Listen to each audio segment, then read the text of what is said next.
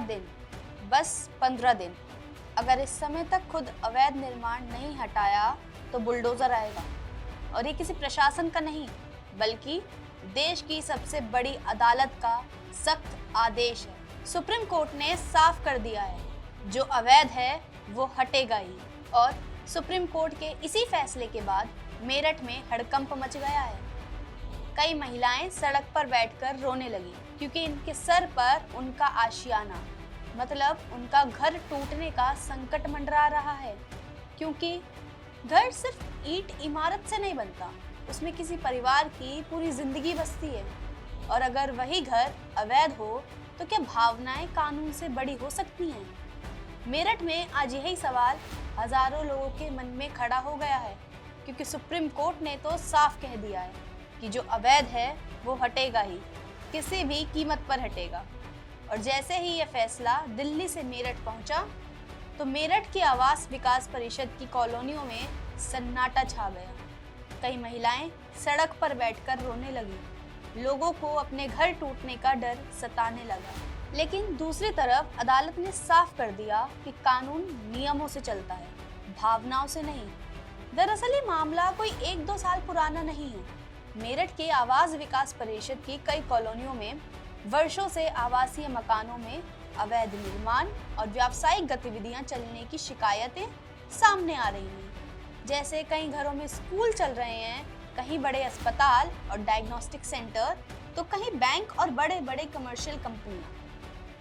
आरोप ये भी रहे हैं कि कई जगहों पर सेटबैक तक पर कब्जा कर लिया गया है, जिससे न केवल मास्टर प्लान का उल्लंघन हुआ, बल्कि अग्नि सुरक्षा और आम लोगों की सुरक्षा भी खतरे में पड़ गई। मामला आखिरकार सुप्रीम कोर्ट तक पहुंचा, जहां लगातार इस पर सुनवाई जारी है। सुनवाई के दौरान आवास विकास परिषद ने अदालत से गुहार लगाई कि आर्थिक रूप से कमजोर वर्ग यानी ईडब्ल्यूएस श्रेणी के 328 मकानों में 1 से 3 मीटर तक हुए छोटे निर्माणों को 1982 के नियमों के तहत कंपाउंड करने की अनुमति दे दी जाए। परिषद का तर्क था कि ये छोटे निर्माण हैं और इन्हें नियमित किया जा सकता है, लेकिन सुप्रीम कोर्ट ने इस मांग को पूरी तरह खारिज कर दिया। अदालत ने 2 टूक कहा, there is no question of compounding, यानी अगर निर्माण मंजूर किए गए नक्शे और मास्टर प्लान के खिलाफ है तो उसे किसी भी हालत में वैध नहीं बनाया जा सकता। सुप्रीम कोर्ट ने यह भी साफ कर दिया कि आर्थिक रूप से कमजोर वर्ग से होने का मतलब ये नहीं है कि कानून अलग हो जाएगा। अदालत ने कहा कि कानून सभी के लिए समान है और किसी भी श्रेणी के लिए अलग नियम नहीं बनाए जा सकते। कोर्ट ने अपने आदेश में कहा कि जिन भवनों में अवैध निर्माण है उन्हें पहले 15 दिन का समय दिया जाएगा। यदि इस दौरान भवन स्वामी खुद अवैध हिस्सा नहीं हटाते हैं तो उसके बाद आवास विकास परिषद ध्वस्तीकरण की कार्रवाई की जाएगी और उसका पूरा खर्चा भी भवन मालिक से ही भू राजस्व की तरह वसूला जाएगा।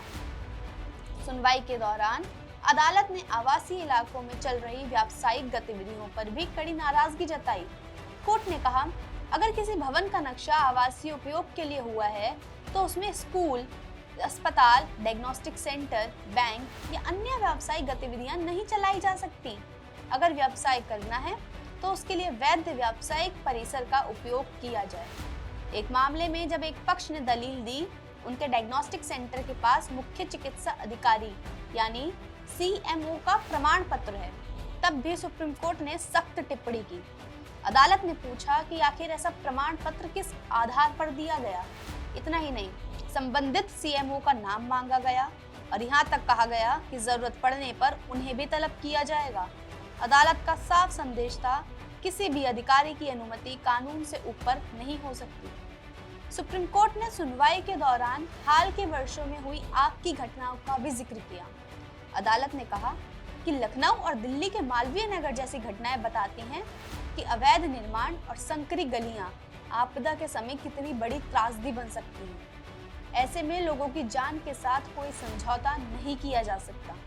अदालत ने कहा कि उसके लिए मानव जीवन और सार्वजनिक सुरक्षा सबसे ऊपर है। यही नहीं, अदालत ने आवास विकास परिषद से यह भी पूछा कि कार्रवाई कुछ इलाकों तक ही सीमित क्यों है। कोर्ट ने निर्देश दिया कि पूरे शहर में व्यापक सर्वे किया जाए। जहां जहां अवैध निर्माण है उनकी पहचान कर समान रूप से कार्रवाई की जाए। अदालत ने साफ कहा कि चयनात्मक कार्रवाई से भेदभाव के आरोप लगेंगे, इसलिए नियम सब पर एक समान लागू होने चाहिए। और अब इस आदेश के बाद मेरठ में सील किए गए 44 भवनों पर ध्वस्तीकरण की प्रक्रिया तेज होने की संभावना है। वहीं जिन भवनों में अवैध निर्माण पाया गया उन्हें भी नोटिस जारी किए जाएंगे। इस पूरे घटनाक्रम के बीच कई स्थानीय परिवारों में चिंता का माहौल है। कई लोगों का कहना है कि उन्हें पहले कभी इतनी सख्ती का अंदाजा नहीं था, जबकि दूसरी ओर प्रशासन का कहना है कि वे सुप्रीम कोर्ट के आदेश का पूरी तरह पालन करेगा। और इस पर वहां के स्थानीय लोगों का क्या कहना है वो सुनिए।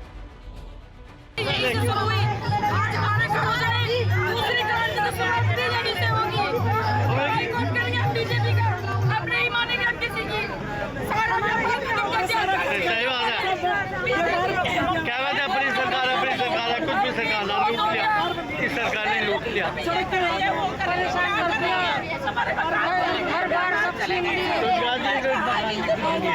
एक अपनी कुर्सी जा रही है, जनता कुछ नहीं है, एक अपनी कुर्सी जा रही है। फिलहाल सुप्रीम कोर्ट का संदेश बिल्कुल साफ है कि अवैध निर्माण चाहे किसी का भी हो, किसी भी श्रेणी का हो और किसी भी उद्देश्य से किया हो, अगर वह कानून और मास्टर प्लान के खिलाफ है तो उससे हटना ही होगा। अब निगाहें सिर्फ मेरठ पर नहीं बल्कि उन तमाम शहरों पर भी होंगी जहां वर्षों से अवैध निर्माण और आवासीय इलाकों में व्यावसायिक गतिविधियों को लेकर सवाल उठते हैं, क्योंकि इस फैसले ने सिर्फ मेरठ के लिए नहीं बल्कि पूरे देश के लिए एक कड़ा कानूनी संदेश दिया है।